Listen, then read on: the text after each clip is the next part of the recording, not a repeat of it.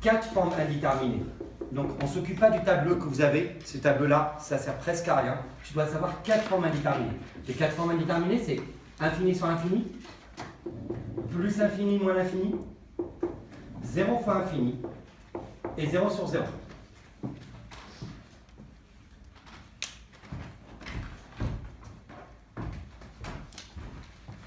Les 3 premières formes indéterminées, il faut toujours factoriser.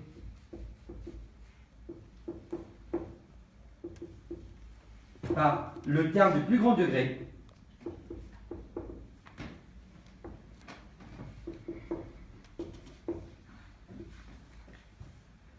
et simplifie tout de suite.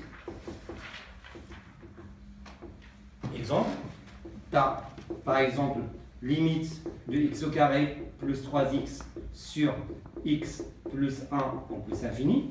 Tu as une forme indéterminée de plus infini sur plus infini. Donc ça, c'est l'exemple. Tout de suite, factorise par x au carré. Ça te donne x au carré divisé par 1 sur 3 sur x. Le x facteur de 1 plus 1 sur x au carré, 1 sur x. Et après, tu simplifies pour que tu puisses avoir limite de x facteur de 1 plus 3 sur x sur 1 plus 1 sur x. Il y en a qui vont dire, je peux prendre le plus grand degré sur le plus grand degré. Effectivement, dans ce cas-là, ça marche. Mais quand j'aurai des logarithmes ou des exponentielles, ça ne marchera pas. Donc mieux de s'habituer à factoriser par le terme de plus grand degré chaque fois que tu as cette forme indéterminée. Celle-là, celle-là, celle-là. Les 3 premières, quand tu as ces types de formes indéterminées, factorise par le terme de plus grand degré, ça marche à tous les cas. Ok? Donc 99%, on utilise ça. Il reste 1%.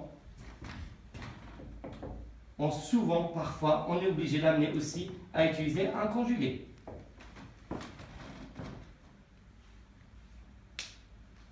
Maintenant, le 0 sur 0, la 4e forme indéterminée. La 4e forme indéterminée, tu dois faire attention. Cette forme indéterminée, première chose, pense, est-ce que la fonction est simplifiable?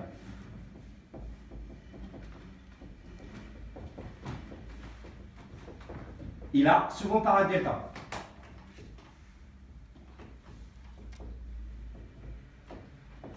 C'est-à-dire, j'ai par exemple limite de x au carré moins 4x plus 3 sur x moins 1 en plus infini, quand x tend vers 1. Je vais remplacer. Tout de suite, je vais trouver 0 sur 0. Donc, je remplace 1, plus 3, 4, moins 4, ça me donne 0 sur 0. Tout de suite après, je sais que cette fonction-là, elle peut être simplifiable. Je fais un delta. Je trouve les solutions, donc la delta, ça sera 4. x1, ça sera 1. x2 est égal à 3. Donc, du coup, x au carré moins 4x plus 3, pour l'écrire sous forme de x moins 1 fois x moins 3. Et là, directement, la limite du x au carré moins 4x plus 3 sur x moins 1 quand x tend vers 1, ça deviendra limite de x moins 1 fois x moins 3 sur x moins 1 quand x tend vers 1. Et là, je simplifie et je trouverai limite de x moins 3 quand x tend vers 1 et je trouverai moins 2. Donc, je répète, la 4e forme indéterminée, elle est très très spéciale. Donc, très spéciale parce que chaque fois que tu l'as, tu dois penser soit simplifier la fonction. Et donc, beaucoup d'élèves, beaucoup d'étudiants, ils se plantent sur celle-là parce que quand ils la voient, ils n'arrivent pas à manipuler. Soit tu la simplifies, soit tu cherches un taux d'accroissement.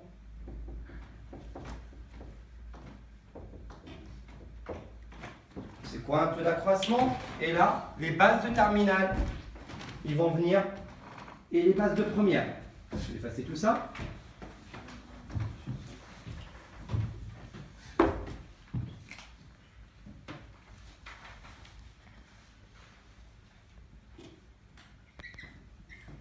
Limite de f de x moins f de a sur x moins a. C'est-à-dire, je dois chercher mon écriture, ma fonction, ma limite, sous cette forme. Donc, cette forme-là, pour l'écrire, il faut absolument trouver cette écriture. Je vais donner un exemple. Vous avez limite d'exponentielle de x moins 1 sur x quand x tend vers 0. Si tu remplaces, ça te fait exponentielle de 0 moins 1 sur 0. Ça te donne 0 sur 0. Est-ce qu'on est d'accord? Le 0 sur 0 qui est là, donc tout de suite, je vois qu'on ne peut pas simplifier cette fonction, parce qu'il y a des exponentielles avec des x, on ne peut pas le simplifier. Direct, un taux d'accroissement. C'est quoi le taux d'accroissement? Tu prends la partie où il y a x, par exemple l'exponentielle. Tu mets limite de g de x moins g de 0 sur x moins 0 quand x tend vers 0. C'est-à-dire, je remplace g l'exponentielle par g de x, et ça me donnera directement g' de 0. C'est ma formule. Donc du coup, j'aurai exponentielle de 0. Et ça me fera 1 comme réponse.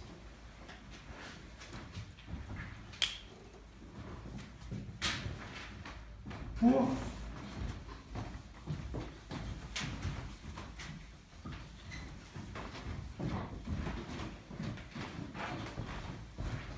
les asymptotes. Les asymptotes, vous aurez 3 asymptotes.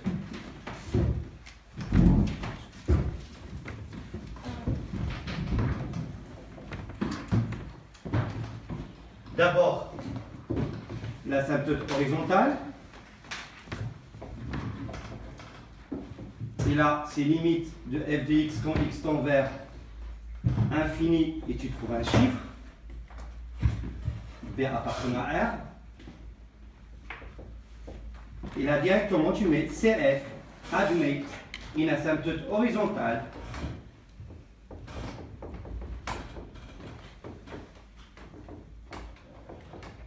d'équation y est égal b. Bien sûr, il ne faut pas oublier au voisinage de l'infini sur lequel tu as calculé la limite. Tu as une asymptote verticale, limite de f de x quand x tend vers a, et ça me donnera infini. Là, c'est la verticale.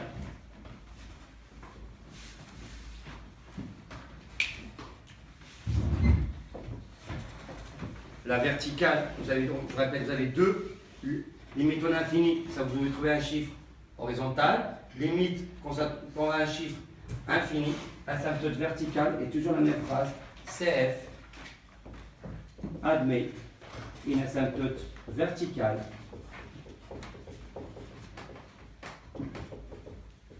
d'équation x est égal à, sauf là, tu ne mets pas au voisinage. On ne met pas de voisinage. Donc voilà ce qu'il faut savoir. En plus de tout ça, je répète, vous devez savoir qu'un chiffre sur infini, ça fait toujours 0. Ce n'est pas une forme indéterminée. Un chiffre sur 0. Un chiffre sur 0, je le répète, on ne l'écrit jamais. Il ne faut pas l'écrire, parce que ça ne s'écrit pas, mais ça le donne infini. On ne l'écrit jamais.